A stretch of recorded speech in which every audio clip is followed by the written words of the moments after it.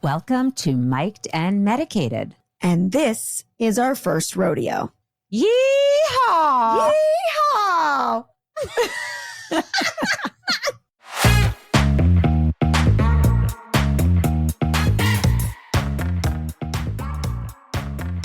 Welcome to Mic'd and Medicated. We are really excited to be here today. We're talking about, what are we talking about?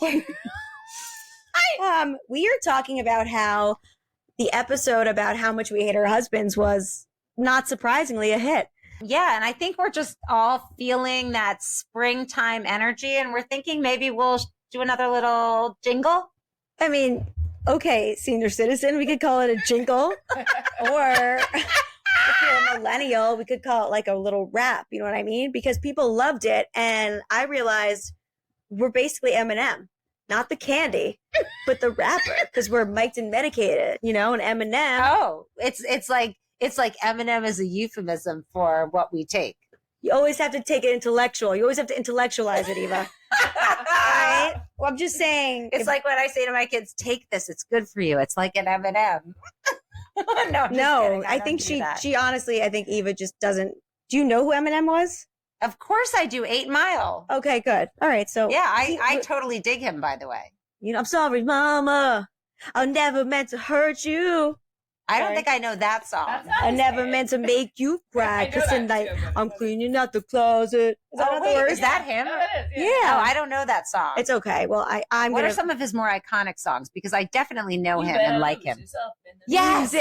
Yeah. Thank you. That's what I know. I just want to say, this is important. I think we are also feeling the energy because we really just like put it out there in the world. We got it off our chest as to why we sometimes, lots of times, hate our husbands. And it feels really good, doesn't it?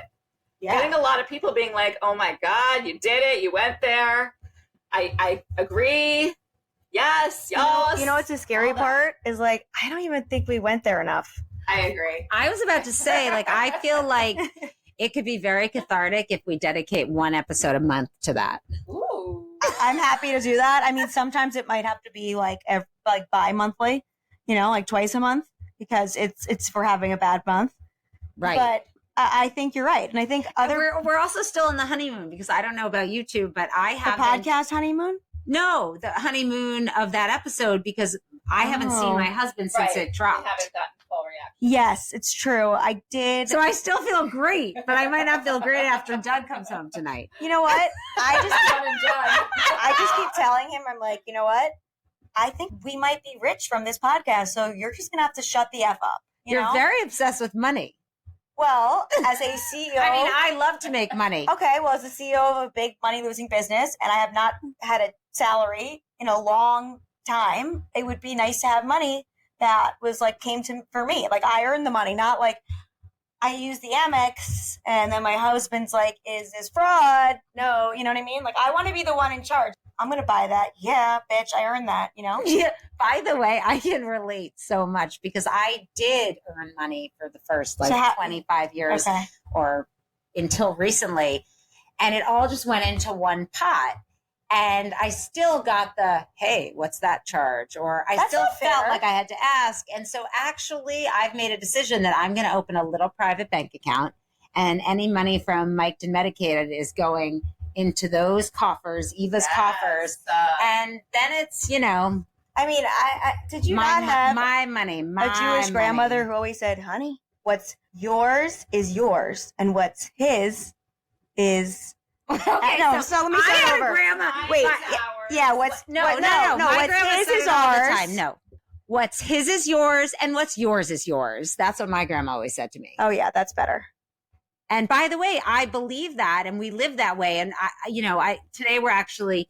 I don't want to get derailed from the rap, but I do think that money is really complicated. And as they say, money can make or break marriages. It's that big of an issue. Like if you have different styles or different philosophies or. Right. If you're like Hotel Bel Air or Marriott, it's hard. Exactly. Luckily, Jeremy and I think are both like Dorchester Collection. So it works. It works. I mean, he wouldn't tell me if he's not, but I am, so he is now. Right. And I do think Doug and I are very similar minded, although as I loosen up and become more live in the present, like, don't worry so much. I think I'm becoming Dorchester, and I'm trying to get him. What you waiting for, girl? It's right there at your fingertips. Exactly. So anyway, the point is, I do think at some point we need to deconstruct money in this whole I think thing. we should do that. I think we could do our little jingle that you call it, our little Mad Men jingle, little rap, get us in the field, and let's go right into it. Oh, we're going to talk about it today. Great. I love it. I think we should. Okay. Money, money, Money. Gellman, you got a little hip hop beat going on. Do you want to get us in the groove? Oh, yeah. All right. It's pricey. It's pricey. It's pricey to live uptown. It's stressful to get around. It's pricey. It's pricey. Everyone looks the same, all playing the Hermes game. It's pricey. It's pricey. Everyone wants a crown. Is that a smile or a frown? Who knows? Botox. It's pricey.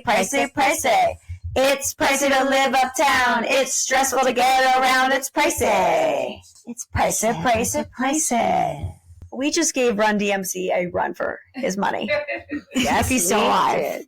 I'm not sure. Is he still alive? I think so. Yeah. Well, I think we should just get right into what this episode is about. Let's do it. Which is sort of what I would say, like, idiosyncrasies about in affluent areas, just like what it takes to live on the Upper East Side, what we notice on the Upper East Side, what's kind of insane about the people who live uptown, Including us. We are guilty. And I also want to clarify, we had a little flack about Fire and Ice, that Courtney and I did do that. Mm-hmm. And we did. But we did Fire and Ice. And I just want everyone to know we might make fun of a lot of stuff here, but sometimes we are guilty of doing it. Yeah, and we're in on it. We're part of this world. Except we're not playing the Hermes game, but we'll get into that. Yeah. Yeah, and I think it's, as we said at the start, we're going to be sharing our experiences, our lives, the good, the bad, and the ugly. And sometimes, it's about the pressures we feel, the conflicts we're having, the wealth we aspire to, and at the same time feel uncomfortable with. And so, yeah, I would love to hear about this Hermes game, because I don't think I know what an Hermes game is. Okay, so I don't know if it's referred to it this way, but it's basically the Upper East Side woman's game of chess, okay? But for an Hermes bag. So, don't get me into the cards. I can't. I have a lot of friends who play Mahjong. That's going to get me on a whole tangent. I'm not for a card game, and I'm for taking strip pole classes, because I think we should get younger. But that's for a whole nother episode. So basically, on the Upper East Side, in a certain area, I would say you've noticed, and I'm sure, the Hermes Kelly bag or the Birkin bag or whatever else those little styles are. They're like, people walk with a different swag. They kind of think they're, it's a status symbol. It happens to be a beautifully made bag that does hold a lot of things. But anyway, it's definitely something that people wear with a certain air of pretension. Well, it's funny. I was going to say you really strut with confidence when you're walking with one of your Hermes bags. Well, thanks for calling me out. Okay. My mom has been a collector, and I have some great hand-me-ups, which is what I call them. They're not hand-me-downs because they're better than I own, but I have a few hand-me-ups, and I do like them because she'll give me ones that are a little battered, because then I feel comfortable wearing it. But yes, I walk them. I do have the swag. I have the swag because I'm like, I didn't have to play that game. The swagger. Yeah, I walk with the swagger because I'm like, you idiots, this is vintage. And you guys are a bunch of fools. But anyway, this is the game because it's so funny. So basically, you go to the Hermes store, which could have hundreds of bags in the store. And a woman will be like, oh, I want to buy a Kelly. And we'll be like, I'm so sorry, we don't have any bags. She'll check your name on the system, and it'll be like, purchase 0 items or something. And they'll be like, no, I'm sorry, miss, we can't. And they're like, what? But what do you mean you don't have any bags? No, I'm sorry. So you start to develop this relationship with a sales associate who basically, I think, has the best job in the Upper East Side, because they play with women who think they can get whatever they want and use money as power. And no matter what they do, that woman holds the key to their bags, the bags of their dreams. So you start to develop an account, and you basically have to buy all items that you're able to buy on the floor. which is, that you can see. So that includes like home goods, towels, like small leather goods, like wallets. And also, because Hermes started as like a horse company that made saddles, if you're really an asshole or you want your asshole to be comfortable, you can get an Hermes saddle. I'm sure those are available. But I actually had a conversation with somebody who was trying to figure out how to collect and amass more items to get a good profile. And as a joke, I was like, why don't you just buy a saddle? Oh, they still sell them. Oh, yeah, they sell them. I mean, people who are real fucking pretentious assholes who ride on Hermes saddles. But anyway, I was like, yeah, just buy one of those. That's probably a lot of money because they've already bought 15 towels or 15 makeup bags. It's so ridiculous. So once you get to a certain point where the SA, sales associate, feels like you are deserving to buy something. I mean, think about that. You have to, right? I mean, you want to spend $15K on a bag, but you have to be invited to. And they're like, it's so ridiculous. And they're like, okay, we have a, canary yellow, certain size bag. Like it might be the last bag you want and you have no choice but to buy it. What happens if you say, I'd like to wait for a different you're done. color? I feel like you're done. You're like wiped off. Like clean slate, zero. So you're spending $15,000 and it might not be exactly what you want. And this is the irony here, right? So the reason people play this game and don't do all the real at the secondary market, because there is a huge Hermes secondary market, is because it's like triple the price secondary. So it's like the only bag where if you want to buy it secondhand, it's like 3 times the price. But you're buying, $20,000 worth of shit you don't need, like towels and. So you might as well just buy it secondhand, and then you get the color you want. But here's the thing: they have to do that. Otherwise, everyone would triage the game and buy them low, sell them high, and make money. Right. Well, I think if and they definitely probably keep dibs on people who do that. Like Hermes is a crazy system. They definitely know like who is buying and selling and what the hell happens. They're like the Gestapo of luxury goods. They know everything. Okay, so a couple of questions. This is all very informative. Which I love that this is so new for you because you've been living on the Upper East Side for a long time. You know what they say. You can take the girl out of suburbia, but you can't take the suburbia out of the girl. Thank God I don't have any suburbia in me. No, but so I actually have an Hermes bag, and it was not difficult to procure. It was after my first big bonus. So let's see, what style is it? Let me guess. Is it the Messenger? Yes, it's the Messenger. Yeah, because that's the only bag you can buy on the floor. That's pretty much like buying a towel bag. You could buy a towel and like it's the same thing, same status symbol. Actually, a towel is probably more impressive. Oh my God, I'm so depressed. I love my Birkin, and now it's basically you don't have a Birkin. I love that was a Freudian slip. I love my Messenger bag, and it's basically the equivalent to buying a set of towels. No, actually, I think an Hermes towel is probably more luxurious. It says like you're really rich, Right. The Messenger bag is definitely an expensive purchase. It's easy to get. I would say it's a little more provincial in terms of the Hermes family. Wow. Yeah. Okay, so if I were to play this game now, would my previous Hermes Messenger bag purchase count towards it? From 1994? I don't know. I imagine that and this is even crazy. It doesn't count if it's in other countries. It has to be in, right? If you go to France, to Paris to buy one, they're like, oh no, madame, no purchases here. No. It's even more fucked up. I thought it was one global account. No. Wait, sorry, Courtney, for wasting all that money there. Hearing you talk, it almost reminds me of the college admission process. So all these women are practicing and honing their skills because it's almost a similar game, or it's like a cat and mouse. At least I should say that's sort of the perception scuttlebutt is there's all this scuttlebutt. That's a great word. Isn't that from The Little Mermaid? Is that a character, Scuttlebutt? Oh, yeah. Oh, is that? I feel like they say scuttlebutt. Is she a gossip? I don't know. I think that's what it means. I know exactly what you're talking about. I think it means gossip. God, your vocabulary is so good. It was like a little fish. Yeah, little fish. Okay, I'm learning. You know what? You're learning from me about luxury goods, and I'm learning about really good diction. We're very complimentary. Mm-hmm. No, it's also, that is clearly something that I think is a status symbol on the Upper East Side. And I have been to cocktail parties, meetings where that person has the Birkin bag. I don't know if it's the right or the wrong one, well, it's not a messenger bag. Just kidding. Oh my gosh. And they carry it like a social shield. No, literally. It's actually, I have been at a cocktail party, which, if you have any class, you bring a small purse. It should have, your lipstick and your phone and I guess money if you're not, but now no one carries money. But you don't need a 100-inch or whatever they're called Hermes bag that's for, to take it's like bringing a suitcase to a cocktail party. It's like, okay, we understand you own an Hermes bag. Good for you. She probably lives in a shitty apartment. It's like sort of the LA, I drive a Bentley, but I live in the valley in a shithole. You know what I mean? Totally. No one cares about your giant Birkin. You just look like an asshole. And what about everyone walking down the street, with headlights now? Headlights? What do you mean?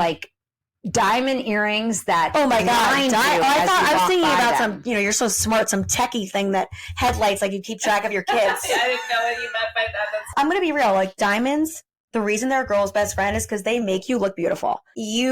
First of all, your ears and your nose never stop growing. So as your ears get big and giant and old, you want some big rocks to deflect from your aging face. Diamonds shrink as you age. Because you get bigger, I guess. But and dress up an outfit or complete it. That's how I feel. Look good and sparkly. So I kind of feel hair every day. I at least got my diamonds. You got your big studs on. I just feel but I do agree. The certain woman that I'm picturing on the Upper East Side who really has her agenda is maybe a small little business that loses money or a fun business if her kids are old enough. And she's in a certain outfit and her little kitten Manolos and her little Birkin and then her studs that are way more than her kind of thing. That's the look. You have to have it. And I think it's weird. I don't want to look like that. Right. But I have to agree with both of you. Diamonds make your face look better. You just sparkle and they go with everything. They're timeless. And I actually think if you go too big, it starts to look a little tacky. I think it's nice to be classic and a little understated. But I think, you know what? Kind of have to go bigger than you think because they're going to look small. My mom always said it looks small very fast. By the way, I totally agree with that. I just upgraded my diamonds and they started to feel small. Yeah. I feel bad for my husband. I feel bad for our husbands. Actually, this is an interesting point because I think our husbands are probably all the same. They don't look at us and go, oh, they're wearing all these status symbols. That makes me look good.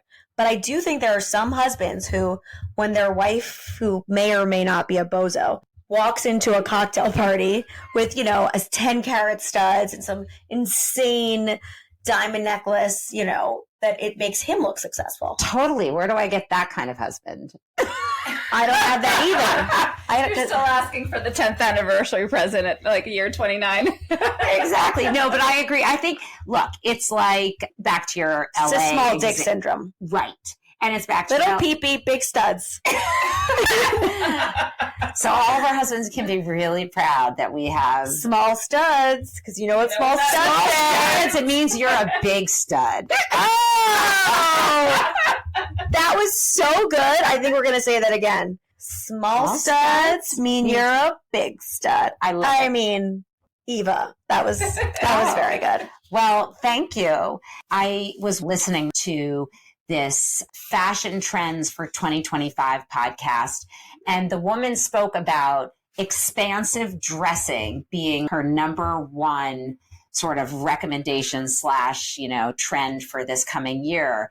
And expansive dressing means wearing what makes you feel so good. It's you should dress the way so it feels like you're clicking into a SoulCycle bike ready to ride. And when you do that, you go out into the world in a more sort of big-hearted, generous way, and that is contagious, and you create more kind of generosity and giving. Of course, because if you want to dress like you are really rich, you have to give money because you're so rich. You have to be generous.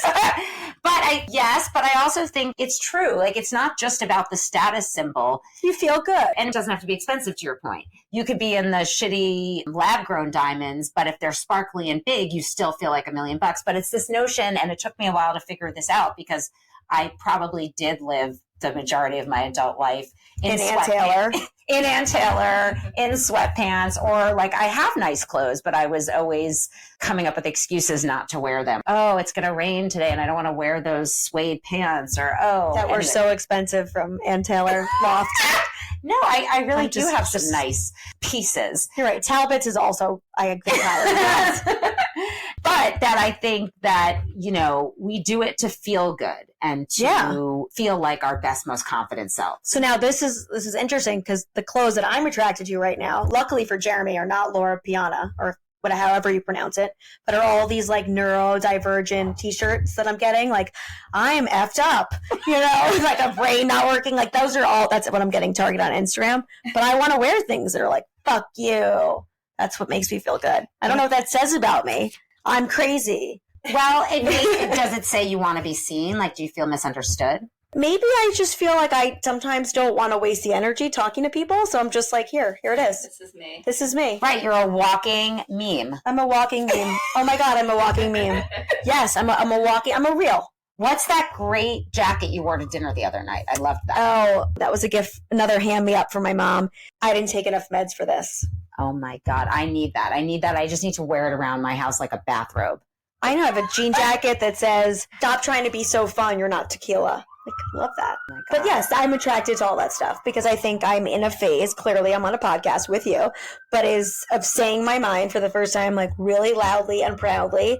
And if you're not listening to my podcast, I kind of want you to know what I think with my t-shirt. I love it. And actually, I think we should do a whole episode on aphorisms. But while we're talking about this, I think one that comes to mind that my grandmother always said, which is kind of messed up if I think about it, is you can never be too rich or too thin. That is totally true and messed up, but that is the generation. I agree. You can never be too thin, except maybe there's a new trend on the Upper East Side that is sort of making people look like Holocaust survivors, not only holding Birkins, but they look like they could fit in the Birkins.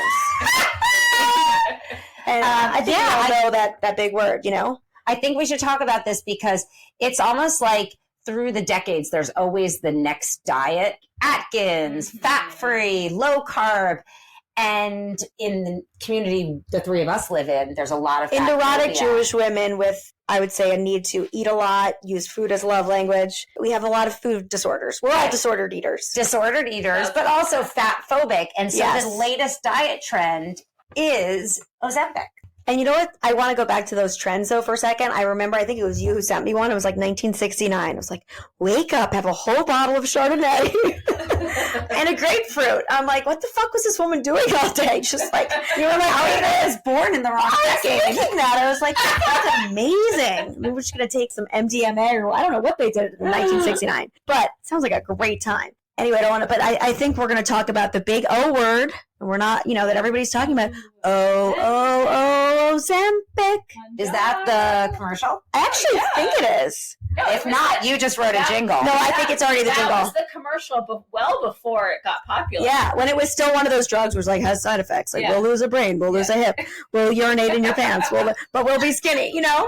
Those kill me. Because side effects are not really side effects. It basically means you will get that. With the good stuff. Yeah. I worked in pharma for over a decade, so we can really go there with the happy clappy side effects of like suicidal ideation, homicidal ideation, while the couple is like dancing through a lawn of sunflowers. Yes. I love those SNL fake commercials. Right, I love those. Maybe that's where your vocab got so extensive. You know, how many times can you say have a loose bowel? You know, you have to like have a lot of words for loose, right? It probably started when I was studying for my SAT. Oh, right. Well, you know, I only got through the A list. You were So when you say a word that's it's an A word, I remember them very well, but I got very ADD. You know, maybe the B words, I'm pretty good. Oh my gosh. Well, back to Ozempic. It is a life-changing breakthrough drug for people who are truly obese. And thank God, because we're fat phobic. Right. Kidding. But I do think we've been talking about being your best self has to do with also how you show up in the world visually. So I can only imagine how confidence building it is to go from being obese to being thin in the world. But it's beyond that now. It's like, we're not talking about those people. We're happy for those people. Of course. But when you have 5 or 10 pounds to lose, that's where it's starting to feel like it's just the latest diet approach. And I think it's strange. And also I've been in conversations where people are like, wait, isn't that cheating? Like, I'm so disciplined. I work so hard. I go to the gym.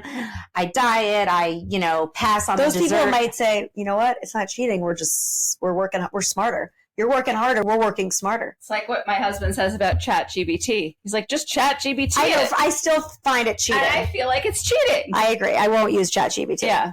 But it's a similar vibe. But no, the Ozempic thing that's scary is like all these trends. I mean, obviously drinking a bottle of Chardonnay a day and a grapefruit had its health issues that came with that. But this for sure is above the, Atkins and they all did have issues, but this seems like the highest health risks are at stake. If you actually don't really need it, can affect your pancreas and your endocrine system. So it just shows you, I think, actually, how badly people want to be thin and how just like they want that Hermes bag, it's like such a status symbol. And, they'll do anything. They'll risk their entire health. It's like human nature at the core. Like this isn't something that happened in the last 20 years. This is forever. Right. But the three of us, I would say, do not want to be fat. We take care of ourselves. We're healthy. We're not tempted. I mean, speak for yourself. Oh, sorry. Gellman's ready to go on. Ozempic. No, I think I teeter between, it's annoying. I work so hard to like, am I fat on the Upper East Side? Should I do that? Like, I have to be honest. Like, no, we are fat. I feel fat on the Upper East Side. Yeah. Because I am a size 26 and I always thought, okay, that was pretty good size. That was skinny. Now it's like I go on Net-a-Porter and it's like size 21 jeans. Yeah, it's crazy. Like, is this because kids are so obnoxious that like the prepubescent 10-year-old is buying them, or are women's waist smaller than my wrist? Like, what? A 21? I'm sorry, I didn't ask for a headband. I asked for pants. You once told me a story about even as a child, you were aware in a way I wasn't about weight. Yes, I would say I come from a family who is healthy. They take care of themselves. They exercise every day. My dad loves a good scale. His initials are LBS. Just like it was a self-fulfilling prophecy. You gotta laugh, Dad. And you know what the best part, Dad? You have a monogrammed scale. He's a scale with his initials on it. LBS. I'm like, why do you need to monogram it? It says it right there, LBS. Got it. And so yes, I grew up around people who were health conscious and wanted to look good. And my mom has a few great sayings like, better to wear Italian than eat Italian. I love it. And she never made me feel uncomfortable. But I was going through a phase, it was probably around, I don't know, the 12-year-old where you're either going to grow really tall, you look like those little lanky string beans, or you're a Jewish girl and you're waiting for that to kick off and you look a little more like a dumpling. And I think I had a dumpling thing going on. I must have said to my mom, oh, I feel fat. She's like, okay, well, I'll help you make some good choices. So I have a Sunday birthday party, an ice cream Sunday birthday party. And my mom thinks, because I had just said that to her, that this is the moment as I'm about to scoop into the coffee Haagen-Dazs to say, Care, eat the sorbet. What the actual F? My friends still say that to me. But like in those days, there weren't all these other healthy options. It was raspberry Haagen-Dazs sorbet. Like nobody wants that with chocolate sprinkles in a cone. It was disgusting. And I was, wah. And I remember taking out my ice cream scooper and passing it to my friend, even though it was my birthday. I just ate raspberry sorbet and watched the movie Grease and was like, fuck. But you know what? Hearing that story, we all have disordered eating because of our childhood experiences, our college experiences. So it's like decades built in us. So when something like Ozempic hits the market, I see why it's hard to resist when you've spent your whole life thinking about being thin, ways to be thin. I also think, talking about Jewish culture, I think everybody in my family, including my husband, will be at breakfast. It's like, what's the dinner plan? Yes. I'm like, we're eating breakfast right now. Like, I don't know. It's always like this obsession. And I don't know if it's because we've been starved in the past. Now apparently we want to look like we went to the Holocaust with a Birkin. But it's like, Are we like, is our brains, are we like, I think our brains want us to stock up for the next Spanish Inquisition. So it's like, let's be nice and bulky. So when we're starved again, we'll have, but that's obviously not what's happening. So we're just so food obsessed. Everybody in my family, not only do we talk about the next meal, I shouldn't have eaten that. I feel so guilty. Yes. The second you eat it, then you talk about what you've eaten and your guilt over it. Every Jewish holiday. Why did I eat those cookies? Why did I do that? Oh my God. I mean, but at the same time, it's like, you got to try this. You got to try it. You have to eat it. Have to. Exactly. And then Yom Kippur, I mean, if you're not religious, our family takes it seriously. I also think there are people who think it's like a great reset diet day. The other thing about Ozempic is it's this guessing game now. Like everyone's pretty comfortable talking about it, not just, I'm on it, or so many people surprisingly are like, my husband loves it. It's so obvious. No, but then there's the guessing game. Like, is she on it? Isn't she? And I remember being at dinner and somebody talking, and I'm like, how do you know? And they're like, Ozempic face. Yeah, you kind of look like a big O, like a long O, you know? Like Edward Munch the Scream. Yeah. Oh. Yes. And then they have no butt. It's like a flabby butt. And like we go to Tracy Anderson, so we're not like I'm staring at women's butts, but you know, you're in tight clothes. And all of a sudden after spring break, a woman is skeletal with like a flabby butt. You know, she's like, oh, spring break reset. Right. Okay. But it's interesting you say that, because I do think we as women are most critical of one another, and we most want to do all of these things for each other. I don't think our husbands don't want, my husband will be like, oh, that woman's so thin. Like, they don't want to fuck like a 10-year-old. You know what I mean? Like they don't want a prepubescent. So that's a great point. It's like, who are we dressing for? We should dress to feel like we're great, the expansive dressing. When you're around your husband, for us, you want to feel sexy. So true. I'll put on a pair of like wide leg jeans or a wide leg pant, and I'll be like, what do you think, Jason? I'll be like, it's very man repeller of you. Oh, that's so Which is funny. like, you know, the Leandra Cohen. Yeah. Men don't like what women like. Like, they'd rather a skinny jean with a low waist versus the mom jean, high waist, big wide leg. No, they don't. No, even if it's like cool, they don't. No one wants to look like the SNL mom jeans commercial. Yeah. But I do think you reach an age where it's really hard to wear low waist, low rise jeans. Oh my God, it's like 2001. Like it's like Paris Hilton's pubic bone. Remember those jeans? They were literally like about your vagina. Yes, and also I recently learned that I should throw away all my skinny jeans. That those will never be in That's style or put on me again. Everything comes back, but I do think it's important to kind of get new jeans, because you don't want to be beholden to that one fit. Do you know what I mean? Like, because your bodies change as we age, and then you're like, oh, these jeans don't fit, you know? Right. And I think it's important. And the body's changing. It reminds me of Catherine Deneuve, her statement that as women age, they have to choose between their body and their faces. That's really hard, because I feel like, not that I don't have a great body, but I was more of a face girl. Like, I had a better face, so I was kind of like a better body. So I don't know what I would choose. But I actually think fat and a bad face, so... Well, I actually think in some ways you're in the best spot, because I think women who are really skinny, our faces, like they say, the faces will start to like wrinkle, and without fat, your face doesn't look as youthful. So by having a fatter body, your face is more attractive. That is so great. Eva's told me I'm in a great shape because I have a fatter body. See, I told you out there. Size 26 is the new Weight Watchers before photo. Talking about jeans, and I feel like women torture themselves with like the skinny jean and the jean they wore 10 years ago, and we're going to age. Like, that is not a question, and I think it's how you accept it. Like, do I want to be with my boobs sweeping the floor and wrinkled and fat? No, but I think there's a happy medium. But it's definitely scary. I'm not there yet. Like Fran Lebowitz, who I love, was saying how like when you're 25, which I'm not, you do look at a woman in their 50s and you're like, oh, why are they in that body? No. Like, you don't choose to be like 55. You are lucky enough to age, but like you'd rather have maybe the 25-year-old body. So it's a question of understanding all those body issues that we're not going to look like we're 25. So it's like, how do women age gracefully, become 45, 50, 55, and look still hot and sexy? I'm just seeing, this is the first wave of what I'm seeing is the mommy makeover. What's the mommy makeover? So Courtney or Gellman and I are in this age where people are done having kids, and they're like, okay, I don't want to see those sad pancakes anymore. You know, it's time to get back to my best self. It's even a better self. They want to look ever been. unrecognizable, some of these women. They've got lips like they look like a sex doll from China. That you need helium to blow up. Like, that is not attractive. No. I didn't know about the mommy makeover, but my contemporaries are all, maybe not all, but many, Botox, some fillers. I feel like I'm seeing a lot of nose jobs, which is kind of weird. Your nose grows.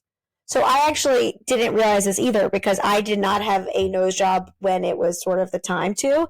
And I'm sort of like, I never had it, but I feel like my nose is bigger. And I think it does grow. Like, I just feel like now it's not just like 16, right? I mean, I don't know if anybody has a good nose job story.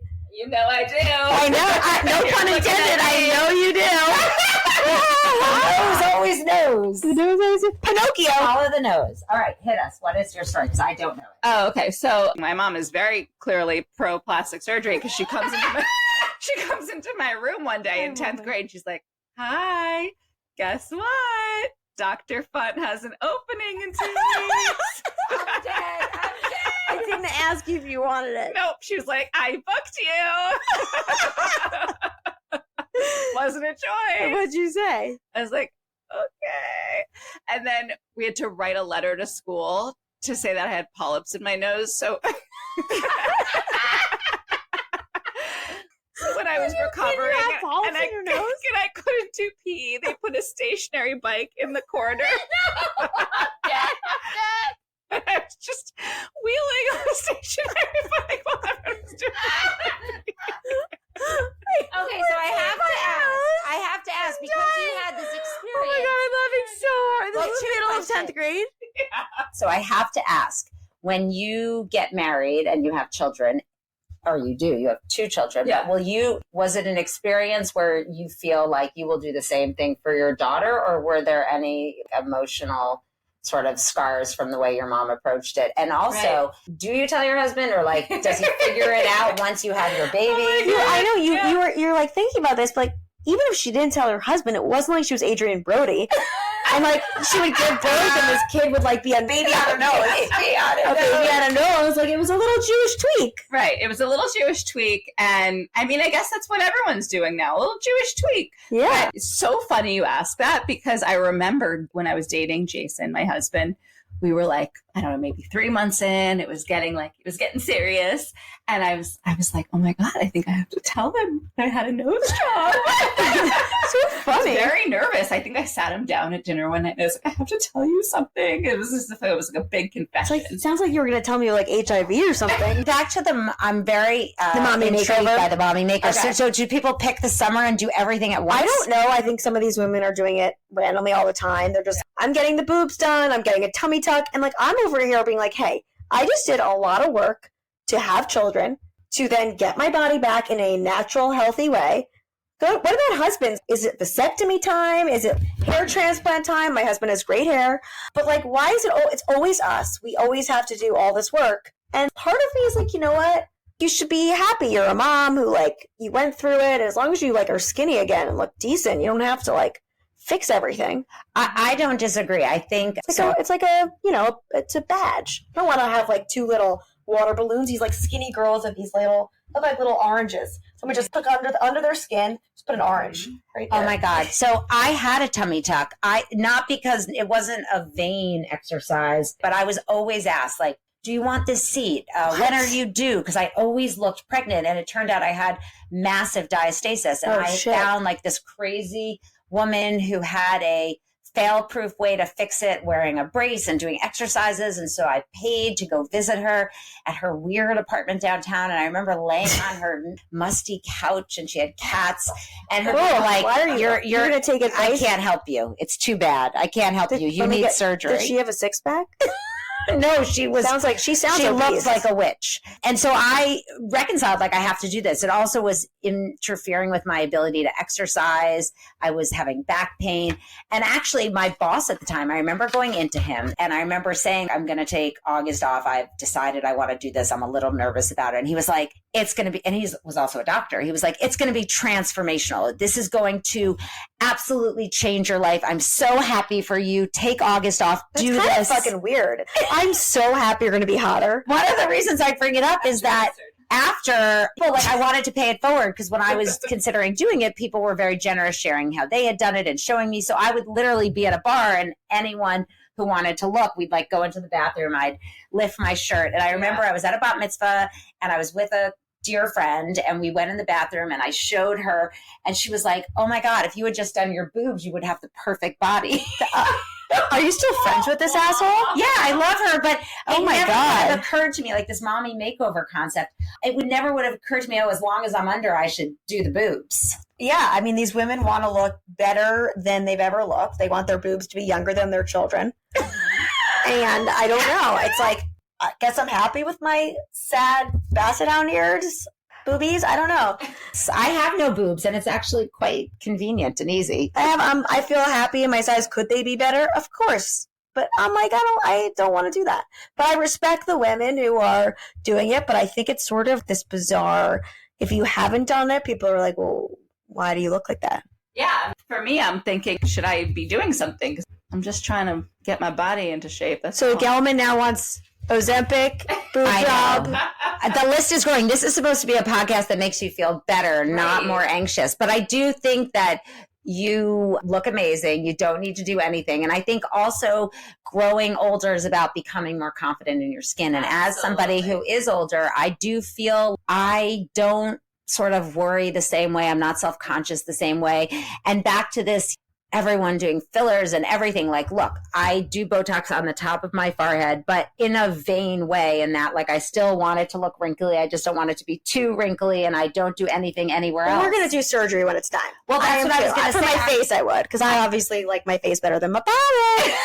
I'm not opposed to it at all, but I just saw something a friend shared with me from Instagram, and it's your pro lines, your smile lines, and my stretch marks on my belly. Like, those are all signs of the life you've lived. I agree. I think there's a total balance. Like, I don't want to look like I worked at a farm for my whole life, and have like big hands that are really hard and a face falling off, but I want to still look like me. And you know what? I also really love this because I think women are so bitchy, and it sounds like your friend, who I guess is your best friend, told you should have done your boobs, so she doesn't really sound like a best friend, but whatever. Kate Winslet was on a podcast talking about how she starting to tell her friends, like, you look amazing, and not have them interpret it as like, oh, that means you lost weight.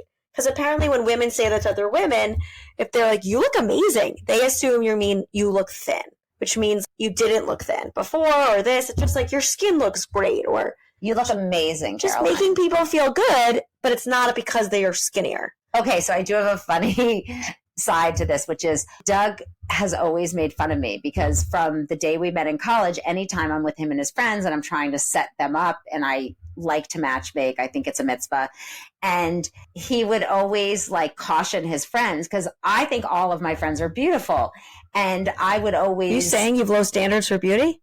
No, but Doug would always be like, okay, you don't trust Eva. I would always say, she's gorgeous, she's so smart, she's so funny, and he thinks I don't have standards when it comes to my friends, which I think is what you're saying, which is when you love somebody, they're beautiful. It doesn't actually matter. I mean, they could still be ugly. Like, I think there's a balance. I don't know, looking good, you feel good, expansive dressing. Everybody just wants to be a walking skeleton with a giant Birkin and giant studs. That's all we want to be, is just a fucking skeleton with diamond studs, big Birkin, and that's it. And maybe some oranges as boob. We want big boobs, though. We want to be a skeleton. So it means medium boobs. Yeah, medium little boobs that are a little far apart, so they don't even make sense because there's no cleavage. They're just like there. And then we want to have a Birkin. And we want to be skeletal. Oh, and don't forget hairless. We're like those Egyptian cats. What are those called from Austin Powers? Yes. That's what everybody wants to be. I'm just picturing now a meme of like an Austin Powers cat with great hair. Yeah, and you know what? I think we all look pretty good. Damn it. It's fucking hard. It's hard. And our husbands better also. They have to stay hot too. It's hard to be a woman. I would never trade it. But for men, when they age, they tend to naturally age in a way that increases their handsomeness. Duh. They're wine and we're like freaking milk. My husband will be like, you're almond milk, honey, which has like a longer shelf life. Oh my God, I love that so much. Yeah. That's fun. Okay, so I think we're running out of time. Our producer's giving us the wrap it up sign. Yep. This has been a really great discussion for me. I hope it's been a great discussion for everyone listening. Yeah, I think it's been good. I feel like there's been a song in my head. I know we did a little run DMC in the beginning, but like I kind of feel like we should end with this. Ready? This is going to be me. Ready? It's finance. Finance. You know this song? You really sound like it. Finance. 6'5", blue eyes, trust fund. Finance. Looking for a guy in finance. 6'5", blue eyes, trust fund. Yeah. Hey. Like, what would they say about us? 6'3", blue eyes, looking for a guy in finance. Bingo! I have one. Nice. I wonder if they say that. That was a shout out to you. That is just a little bit of a preview of what we're going to be working on. We're going to go to the music studio after this and see if we can hit up Snoop Dogg. Okay, so we're going to wrap it up. If you like listening to us, even if you don't, please subscribe, download our episodes, share them with people, write us a review if you have something nice to say. Actually, if you don't have something nice to say, I'm so curious. What the fuck is it? Okay, why are you listening to us if you don't like it? Tell us it all. Write us a private review if it's a bad one. Write us a public review if it's a good one. But as we learn how to be podcasters, we are looking for increased awareness, feedback. It will guide our future episodes. It will also help us get better visibility in the podcast. We just want better sphere. stats so we can actually make money and I don't have to ask our husbands for stuff. Let's be real, Eva. Cut to the chase. And I want a late mommy makeover. Mommy makeovers happen with our own money. That's something my husband's going to spend. I'm using my own money for other things. Get that Birkin, girl. Oh, yeah. Jane, Mom, I'm coming to your closet. And with that, mic drop.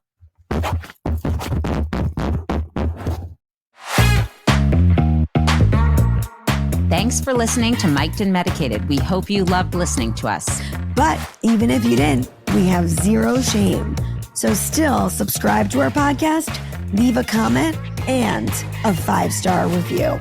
And follow us on Instagram and slide into our DMs because they are wide open. This show was created in New York City and hosted and produced by Eva Heyman and Caroline Leventhal. And mic drop.